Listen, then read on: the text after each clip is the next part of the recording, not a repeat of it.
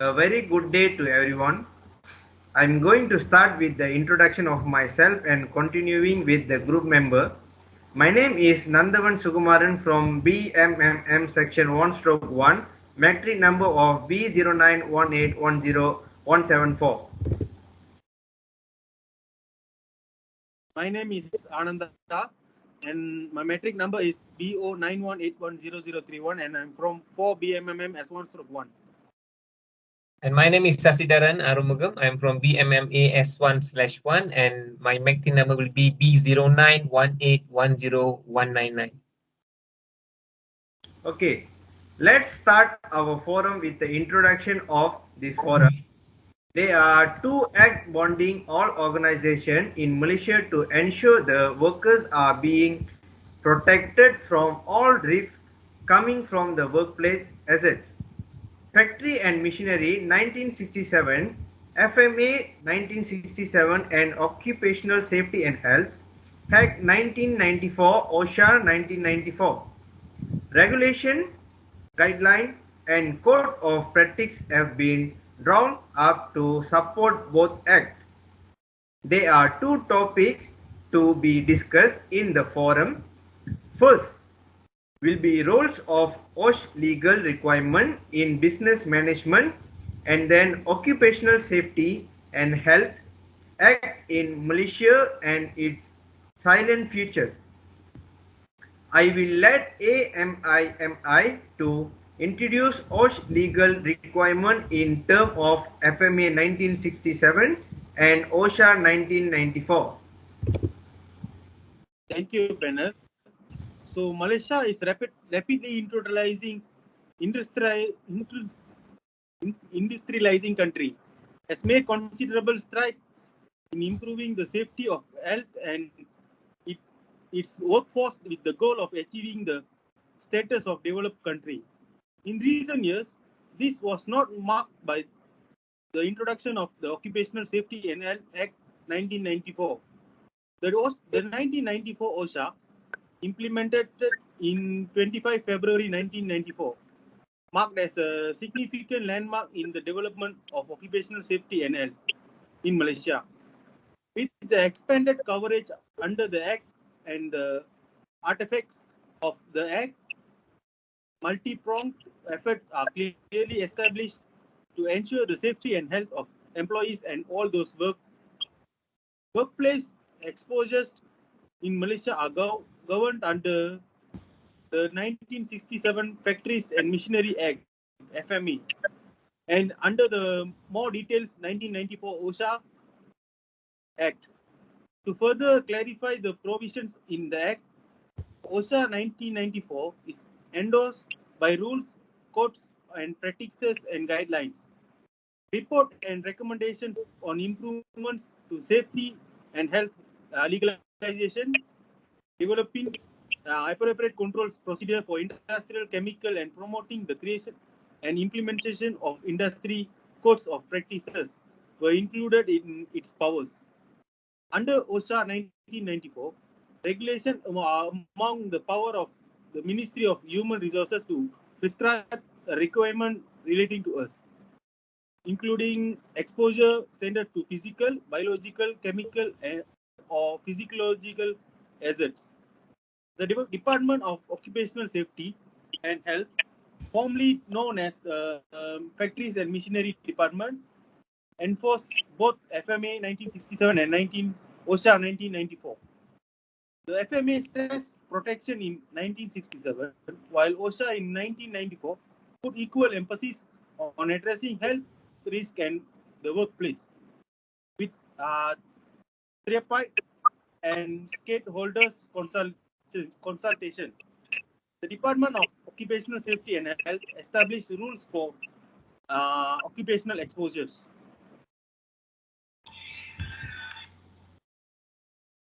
Role of OS is legal requirements in business management. So thank you, Mimi. A brief introductions of occupational safety and health management system. So OSHMS plays a significant role in functioning of the organizations overall management system. Actually, the adoptions of an OSHMS reflects the necessity to implement an approach aimed to prevent any possible occupational risk. In general, an OSHMS is based on the proper guidelines that helps to successfully follow a process of organizational change that is focused on leadership and support. The development and implementations of an effective OSHMS ensures that work environment is safe and healthy. Moreover, an OSHMS is designed for all types of organizations, regardless of the nature of their business activities, and products that are focused on demonstrations of the objective evidence of implementing the best practice in today's competitive environment. Due to effective OSHMS, it is possible to improve workers' moral, motivations, and productivity, reduce injuries and disease in workplace, and attract more and more clients. The objective of OSHMS, the purpose of an OSHMS is to help organizations to control their risks and improve performance. Today, many business organizations realize that technology advance and increase competitions bring certain change in working conditions, work environment, and operations. Therefore, it is necessary to develop new strategies and find new solutions to apply for preventions of well-known hazards and risks and some emerging hazards, such as biological and psychological hazards. There are several models of occupational health and safety management system, each of which serves one and the same purpose: to reduce hazards and risk through the proper and improve the organization's performance. As a rule of OSHMS management, systems can be viewed as an established framework at all organizational levels for continual OHS improvement and providing compliance with the OSH policy. So there are few elements of an OHS management system, which include management, commitment, and policy. Planning implementations includes a variety of activities, the proper allocations of resource, integrating of OHS policies into other management systems within the organizations, coordinations of OHS system components, designations of responsibilities for implementations of the OHS plan, program and procedures, and other activities. Our first discussion will be the role of OSH in terms of policy.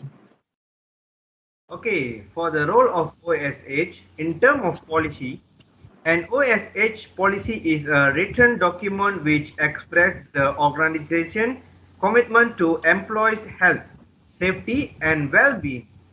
It is foundation for the effort taken to provide a suitable working environment. The policy should influence all the activity, including the selection of people, equipment, and materials, the way work is done, and how the design and provide goods and services. Set a clear policy statement for the safety and health.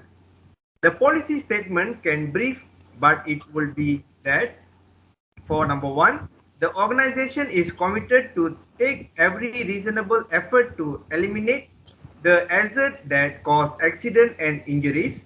Second, the organization recognizes that all employees have the right to work in a safe and healthy environment consistent with national occupational safety and health laws and regulation and any other requirement the organization subscribes to. For the third one, the organization is committed to ensuring the safety, health and welfare of its employee and any other people who may be affected by the organization operation. For number four, the organization is committed to continually improve the Osh performance by improving the implementation of OSHMS. For number five, it is a responsibility of management to develop, implement and review in the participation with its employees, the organization OSH policy. For number 6, all employees are required to understand the policy and their responsibilities to support the organization in achieving the OSH policy that has been set. The policy should be drawn in a participation with employees and their representative, state in clear, unambiguous and unequivocal terms, signed by the most senior accountable person in the organization, keep up to date, communicate to employees and individual or group concerned with or affected by the OSH performance, and the policy must demonstrate the commitment and way to manage the safety and health matters in the organization. There are no set rules on what should include in the policy, but it is often only one page long. The most senior accountable person in the organization should endorse the policy. Okay, as the organization part, the role, responsibility, accountability, and authority for all employees who perform duties that are part of the OSHMS shall be clearly defined, documented, and communicated to respective employees. These can be described in one job description, manuals, and procedures. The executive ownership and accountability of OSH performance is critical feature where the employee is held directly accountable for each aspect of the OSH program. Example is anticipation, recognition, evaluation, and control of OSH assets. When determining the resources required an organization should consider is number 1 is financial and human resources. Second is the technologies. Third is infrastructure and equipment. And fourth is information system. And the last one is the need for expertise and training. The employer should appoint a person at the senior management level and OSH management representative to develop, implement, and review and evaluate OSHMS report on the performance of OSHMS and promote the participation in achieving the relevant OSH objective. The management representative will be supported by the other personnel who gave delegated responsibility for monitoring the overall operation of OSHMS. What does it really mean? That's really mean is the employer has to clearly define responsibility, accountability, and authority for the OSHMS. Every member of the organization should understand their respective responsibility, authority, and accountability of OSH issues. So, what measures should the organizations take to fulfill this requirement? So for the measure, the organization should ensure that every employee is accountable for their health and also of their co-employees. It should also consider incorporating this accountability into job description where they exist and make a point of reviewing it during performance appraisals. All employees should possess the necessary mental skill, for example, knowledge, capability, physical preparation, and knowledge to work safety. Management and employees should demonstrate competence to safety conduct or supervise work. This competence can be acquired through a combination of education, certification, experience, and workplace training. When necessary, the organization could engage competent consultant from external sources. Then how can they do the training? I can answer this part, Ananda. As for the training, what they can follow the following approach, which is step 1, determine what training the organization need or prepare OSH training metrics. The OSH training metric is a tool which can be used to assist employees and supervise to identify what OSH training are required for their workers. So the metric aims to compile a list of OSH training modules necessary to equip workers with the skill, knowledge, and information for effective manage hazard exposure during their working day. So step 2, prepare the training plan. Prepare training plan by prioritizing the training modules and develop a training schedule for the organizations.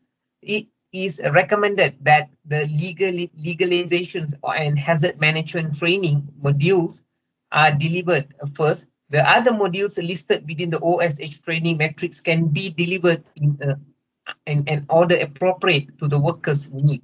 So step 4 delivers the training. Once the plan is developed, training the workers is accordance with the training plans and schedule may require developing the training modules for the topics covered within the workers' specific element. Must ensure that the information is easy to understand and try using variety of training methods to deliver the message. Also ensure that the training has enough time to prepare their resource and venue. Competency training should be conducted by competent persons. So step 4, evaluations of training. Check whether the training has worked or not to make sure that the training programs is accomplishing its goals. And evaluations of the training can be valuable. The training should have as one of its critical components a method of measuring the effectiveness of the training. A plan for evaluating the training seasons, either written or throughout by the employees, should be developed when the course, objectives, and content are developed. It should not be delayed until the training has been completed. Evaluations will help employees or supervisors determine the amount of learning achieved and whether an employee's performance improve on the job. Okay, as for the planning and implementing, they are consist of initial review system planning, develop and implementation of occupational safety and health objective. Initial review, the organization existing OSH management system and relevant arrangement should be evaluated by an initial review as appropriate. In the case where no OSH management system exists, or if the organization is newly established, the initial review should serve as a basis for establishing on OSH management system. The initial review should be carried out by competent person in consultation with worker and their representative as appropriate. The system planning and development and implementation. The purpose of planning should be to create an OSH management system that supports as the minimum compliance with national laws and regulation, the element of the organization OSH management system, continual improvement in OSH performance. For occupational safety and health objective, consist with the OSH policy and based on the initial or subsequent review, measurable OSH objectives should be established which are specific to the organization and appropriate to and according to its size and nature of activity, consist with the relevant and applicable national law and regulation and the technical and business obligation of the organization with the regard to OSH. Focus toward continually improving workers' OSH protection to achieve the best OSH performance.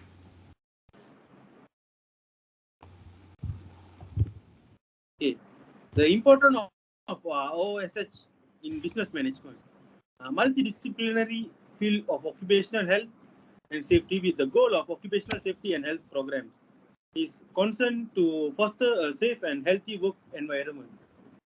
The main focus of occupational health include promotion and maintenance of working capacity of employee health, improvement of working environment, development of work cultures and organization to support health and safety, promotion of positive social climate and smooth operation, enhance productivity of the organization. Occupational safety, health, safety and health, OHS standards mandate reduction, removal of or replacement of job site hazards.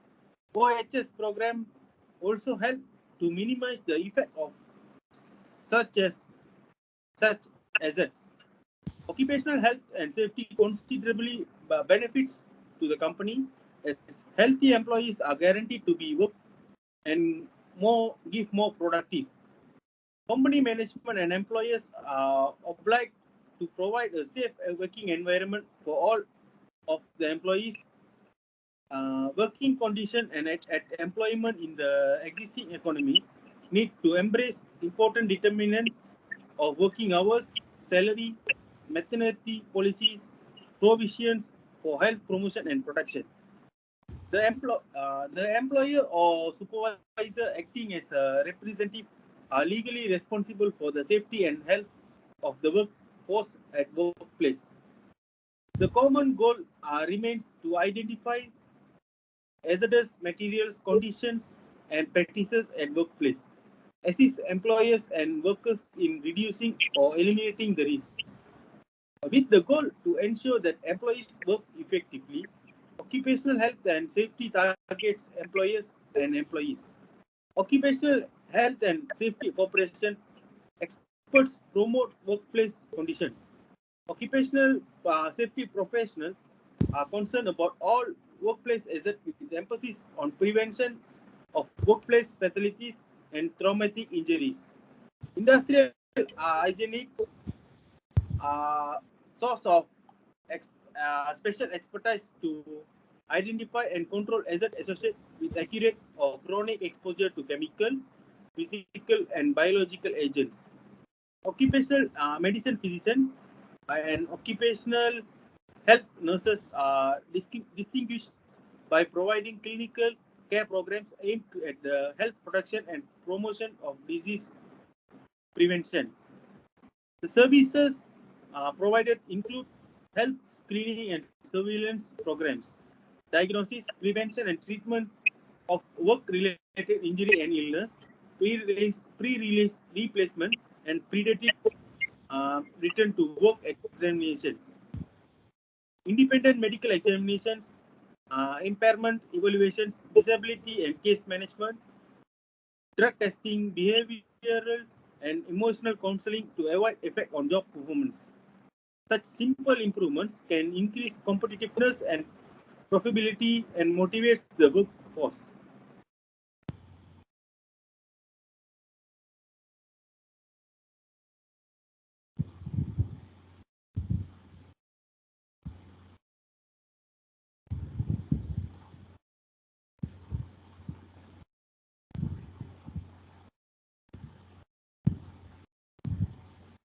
Okay, the challenge the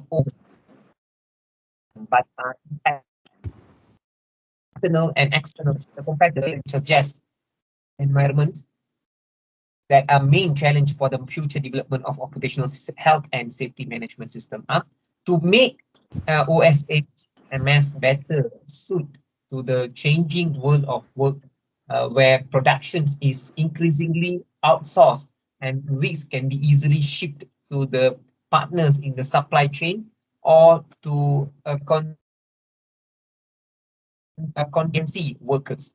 To develop OSH that contribute explicitly to organizational strategy and business goals, as well as deliver OSH benefits. In this respect, drawing attention to corporate social responsibility forms an opportunity to develop innovative OSH and OSH strategy. To factors business ethics an organization's learning process into the design and functioning of OSS implies additional dimensions such as business ethics and value management. To develop useful and practical sets of performance indicators in order to monitor and steer the developments of OSHMS and OSH performance. Okay, moving on the second discussion of the forum, which is the Occupational Safety and Health Act in Malaysia and its salient features. Okay. First is objective of OSHA 1994. The first one is secure the safety, health and welfare of persons at work against risk to safety or health arising out of the activities of person at work. Second is protect person at the place of worker other than persons at work against risk to safety or health arising out of the activities of persons at work.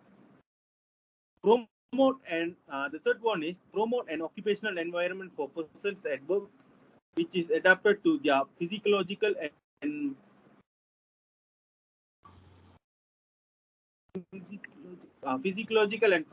psychological needs. The fourth one is provide the means whereby the associate occupational safety and health legalization may be progressively replaced by a system of regulations and approved industry codes of practice operating in combination with the provisions of this act designed to maintain or improve the standard of safety and health.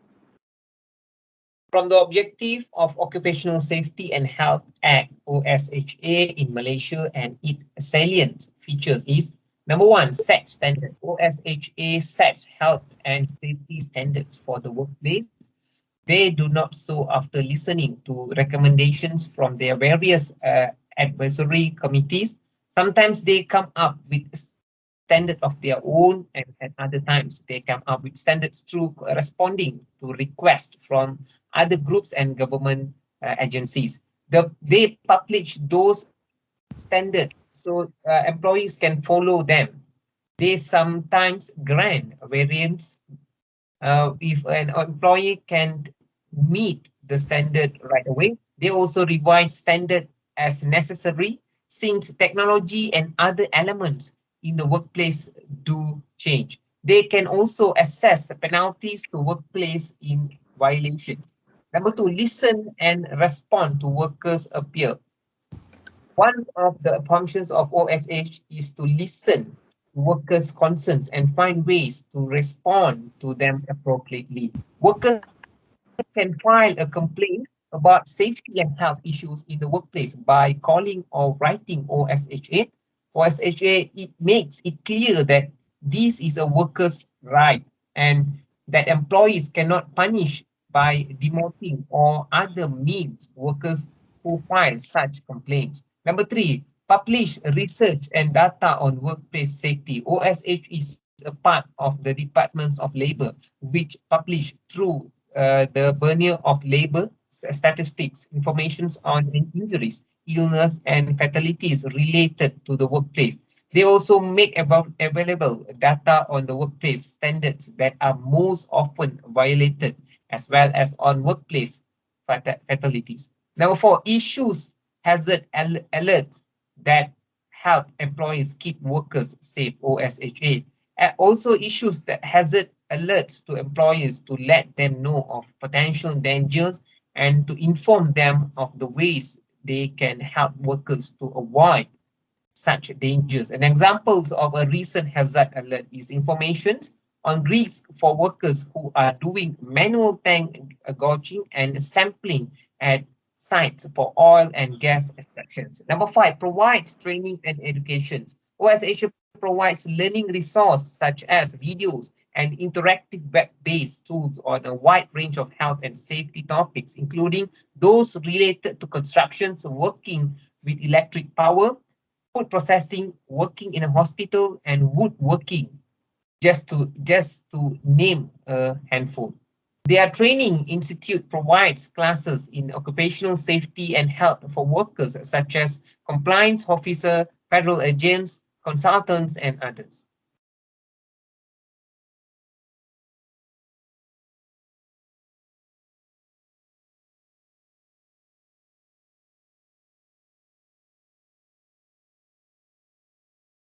Nanthavan.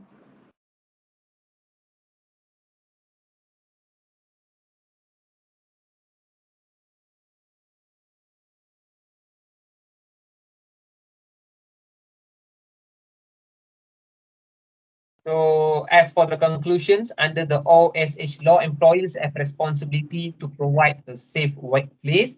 The role of OSH legal requirements in business management are to protect the employees from hazards.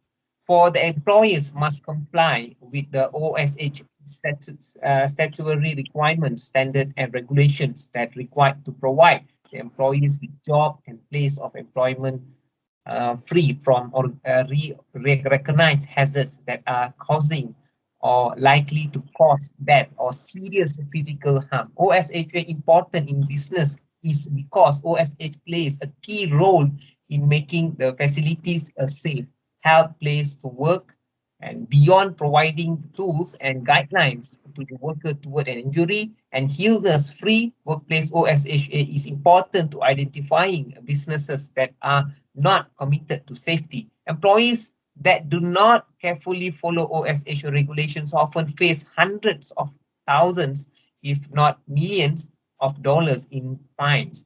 The Salient of OSH in Malaysia at work to reduce the occupational accident in Malaysia. Under the Act, the employers have their rights to claim for certain benefits, such as medical benefit, disablement benefit, constant attendance allowance, dependent benefit, funeral benefit, supervisors pensions, and invalidity pensions. The employment injury scheme under SOCSO provides protecting to employees against occupational injuries, including occupational disease and commuting accidents. Okay, thank you. I think that's all for our discussion today. And thank you very much, Sasidharan. I think Nanthavan line is a bit low. So it's back. Nanthavan? Yeah, I'm here. Okay, thank you everyone. Thank you Sasidharan for your time. Thank you Ananda for your time. Thank you. Okay, thank you very much.